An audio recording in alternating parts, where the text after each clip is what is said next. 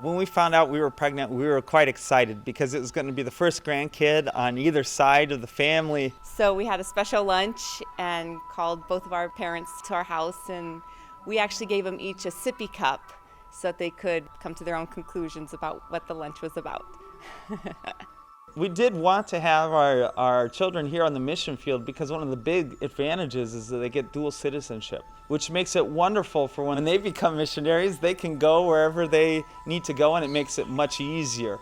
So I was excited about teaching my kids all about being a missionary and how fun it is and how there's not a better place in the world to be and how exciting we live on the Amazon. Very few people actually get to ever visit the Amazon. No, as far as having the child here on the mission field, I had not really thought too much more about it. I mean, I know that we were getting everything ready here, the baby room, all the different things that you get ready when you have a kid. Well, I started to go into labor in the middle of the night, which I think everyone always goes in the middle of the night. So I called my mom, and she was going to actually be in the delivery room with me because my husband, if he thinks he sees blood, he'll pass out. So he wasn't even an option to be my birthing partner. Well, we went to the hospital. I spent the night in labor, and the doctor came in and said, "Oh, Ruth, you're not dilating, so if you don't dilate by 6 a.m., we're just going to plan a C-section." Well, come 6 a.m., my mom calls Nate, calls my dad, calls my in-laws, and says, "Oh, Ruth's going to go into surgery. They're going to deliver this baby, so in a couple hours, we'll have our first granddaughter."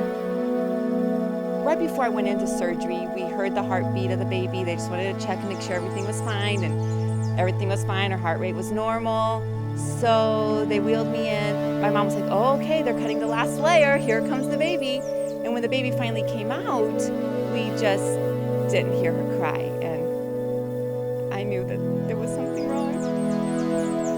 And my mom just kept praying and saying, "The baby's not breathing." So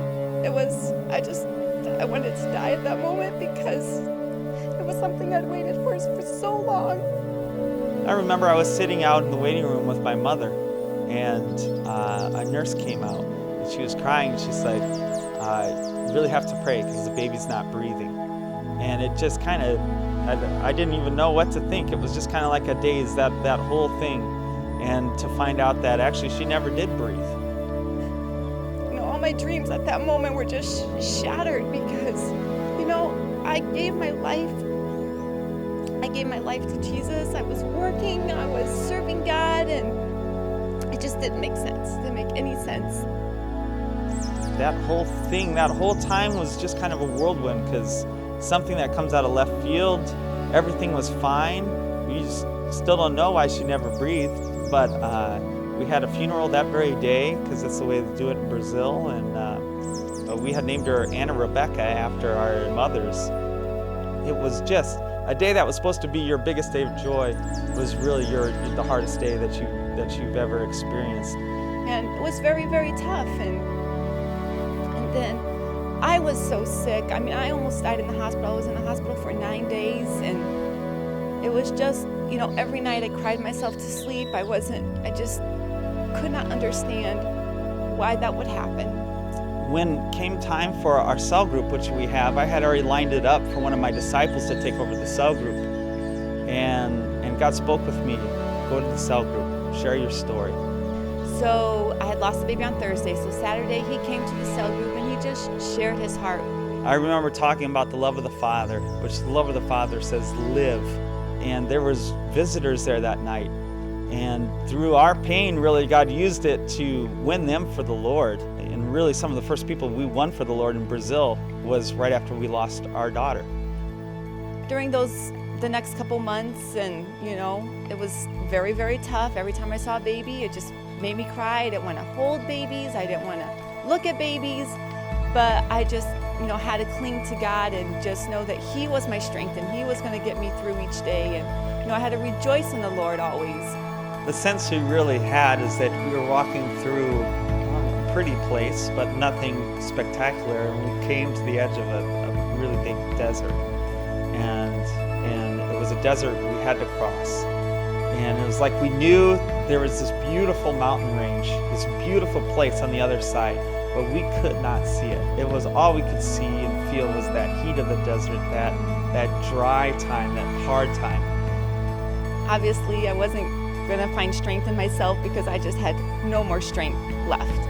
And during those days, we just really dove into the Word of God and looked at God's promises. And the Word came alive in our lives like it never has before. And something tremendous happened in us. We went to a level of faith that we had never experienced before, and a level of joy that we had never experienced before. And now we really feel like, after all that's happened in our lives, that we've reached that beautiful mountain range and we're starting to climb it now. And we don't even know how high that mountain range is and how beautiful it will be once we get to the top. But we know it's even greater than anything that we've passed through so far. So the day that Anna Rebecca died, in my mom's yard, she had a flower that bloomed for the first time, and it came up with 2 blossoms. So in a way, the ongoing joke was, oh, Ruth, this flower gave 2 blossoms, your next kids are going to be twins. So, we just kind of all laughed about it. Well, wouldn't you know,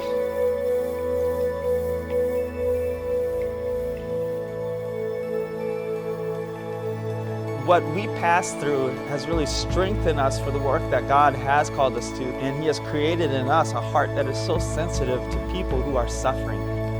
What I found really amazing during that time is the amount of people, Christians and non-Christians alike, that said they saw Jesus in our lives. They came to comfort us, and we heard testimonies of people that went away and they were comforted, and they saw that there is a hope for those who have Christ. It really is a testimony to God's grace in our lives at that time, to His glory, what He was doing, how He was using our lives, our story in a time of most suffering to impact the lives of others. And from then on, Nate's been able to really share our story around the country, and I've been able to share with people that have lost kids. So even through our hardship, God is being glorified and people are coming to know Christ. And we may have lost a daughter, but we're going to gain tons of spiritual kids through all this. And someday in eternity, we'll see our daughter, plus we'll see all these people that have come to know the Lord through our story.